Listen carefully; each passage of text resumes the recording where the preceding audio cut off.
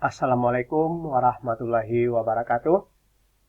Saudara mahasiswa, kita lanjutkan materi kuliah kita hari ini, yaitu kecelakaan kerja. Ya, kenapa bisa terjadi kecelakaan kerja?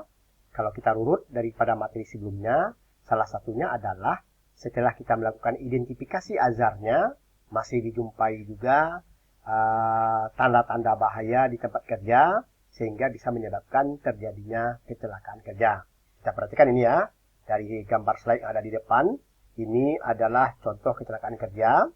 Ya, misalnya apakah terjatuh atau tertimpa dengan tumpukan bahan, kemudian kakinya patah atau terkilir, sehingga dibawa ke rumah sakit supaya dapat pencegahan. Nah, ya, jadi kita akan kaji nanti apa saja penyebab terjadinya kecelakaan kerja.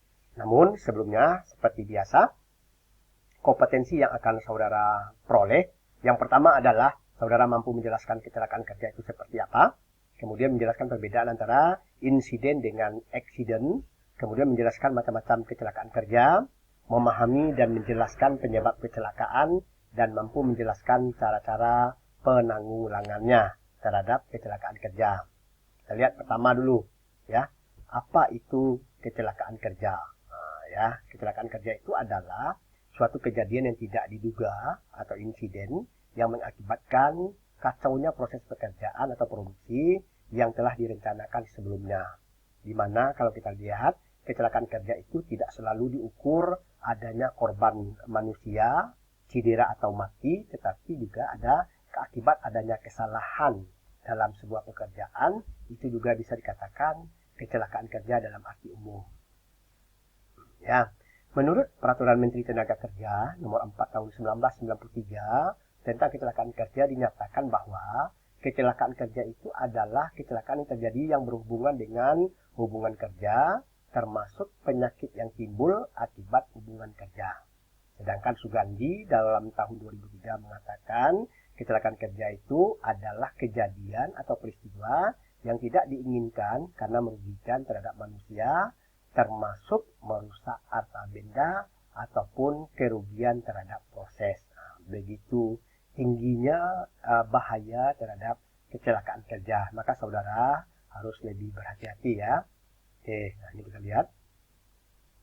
Ini kecelakaan atau accident, ya, kejadian yang tidak dikehendaki atau tidak diduga atau kejadian yang secara tiba-tiba dapat menimbulkan korban baik manusia, harta benda dan lingkungan.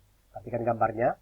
Ini ya, anak muda, diperhatikan ini tergeletak, ini langsung dibawa ke rumah sakit kalau terjadinya kecelakaan dalam bekerja. Ya, sekarang kita lihat pengertian insiden. Nah, ya, suatu kondisi bila mana pada saat itu sedikit saja ada perubahan, maka dapat mengakibatkan terjadinya eksiden atau kecelakaan. Jadi sudah jelas kita membedakan mana yang insiden dan mana yang eksiden. Bisa saudara ya? Nah, jadi eksiden, kejadian yang tidak dikehendaki. Kalau insiden adalah kondisi di mana tidak ada perubahan yang mengakibatkan akhirnya terjadi kecelakaan atau eksiden. Ini beberapa perbedaan. Sekarang, apa saja faktor penyebab terjadinya kecelakaan? Pertama, kelalaian pelaksana atau lemahnya pengawasan, baik yang dilakukan oleh atasan terhadap bawahan dan begitu sebaliknya. Yang kedua, tidak dilibatkannya tenaga ahli atau tenaga terampil di bidang konstruksi ataupun ahli K3 dalam pelaksanaan konstruksi. Misalnya, kalau dia di konstruksi. Kemudian penerapan SMK 3, Sistem Manajemen Keselamatan dan Kesehatan Kerja, tidak dilaksanakan secara konsisten. Kemudian tidak ditaatinya segala peraturan atau ketentuan tentang K3, ya, sebagaimana yang telah diatur di dalam Undang-Undang Nomor 1 Tahun 1970 yang sudah kita bahas pada pertemuan kedua yang lalu. Ini macam-macam kecelakaan kerja ya.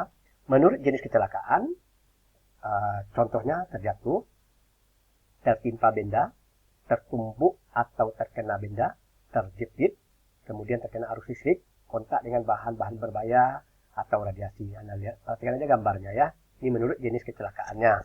Yang berikutnya, menurut penyebab, itu kecelakaan terjadi karena mesin, ya. Misalnya mesin pembangkit tenaga listrik, kemudian karena alat angkut, misalnya alat angkutnya apakah nanti berupa material handlingnya, kemudian bahan-bahan, lingkungan kerja, dan penyebab lain yang belum termasuk seperti contoh di atas.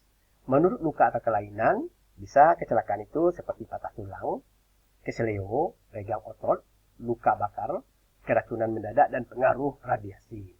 Menurut letak kelainan atau luka di tubuh, bisa terjadi kecelakaan di kepala, di leher, badan, banyak tempat lain atau letak lain yang tidak termasuk dalam klasifikasi tersebut. Nah, ya. Kemudian, apa saja penyebab kecelakaan kerja itu? Mungkin karena perilaku yang tidak aman, seperti sembrono, atau tidak hati-hati, tidak mematuhi peraturan, tidak mengikuti standar prosedur kerja, tidak memakai alat pelindung diri, kondisi badannya lemah, tapi dipaksakan juga untuk bekerja. Ini akibatnya. Maka di sini ada slogannya, safety first, keselamatan adalah lebih utama. Maka kondisi lingkungan yang tidak aman pun di dalamnya termasuk peralatan yang digunakan bisa menyebabkan terjadinya kecelakaan kerja.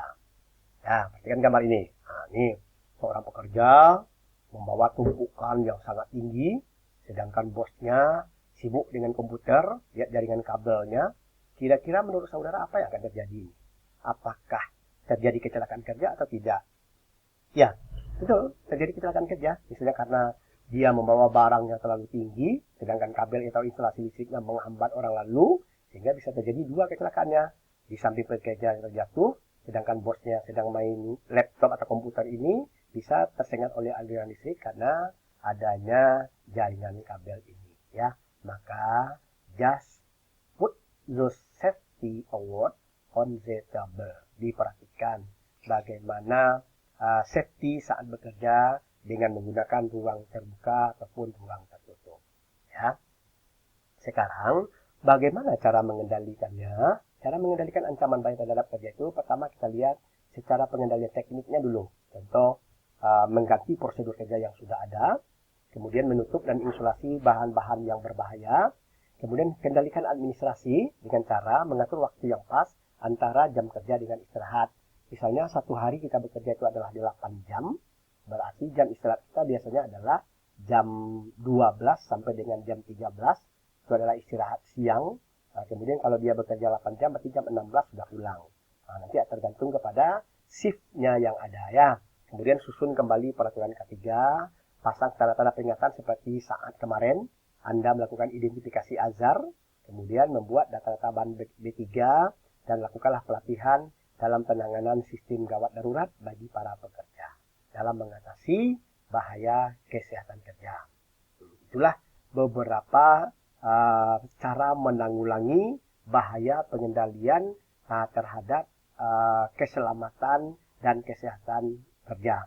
Jadi nanti saudara bisa membandingkan dengan beberapa buah industri yang ada di dalam melihat tingkat kecelakaannya yang terjadi, ya, dengan menurunkan atau mengaplikasikan ilmu yang sudah saudara miliki, ya, mulai mengidentifikasinya, kemudian melihat macam-macam atau jenis-jenis kecelakaan menurut klasifikasinya, seperti jenis kecelakaannya seperti apa, kemudian apa penyebab terjadi kecelakaan, kemudian menurut luka atau kelainannya bagaimana kecelakaan itu, kemudian menurut letak atau kelainan atau luka di tubuh seperti apa.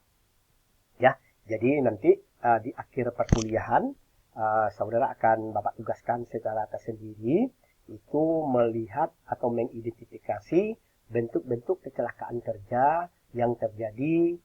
Anda ambil nanti adalah 2 industri saja, ya, sehingga bisa dibandingkan.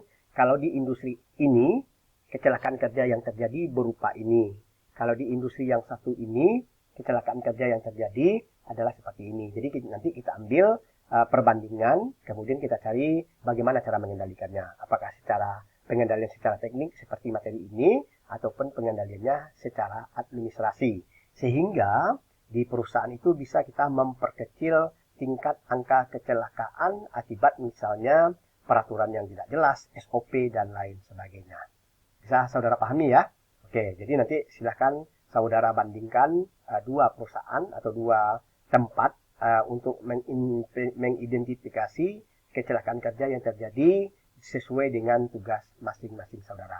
Oke, jika ada pertanyaan nanti silahkan boleh ditelepon atau melalui WA group untuk memberikan pertanyaan. nanti Bapak akan carikan atau membantu jawaban terhadap topik kita hari ini, yaitu adalah kecelakaan kerja. Terima kasih, dan Bapak tutup dengan mengucapkan wabillahi taufik wal hidayah. Wassalamualaikum warahmatullahi wabarakatuh.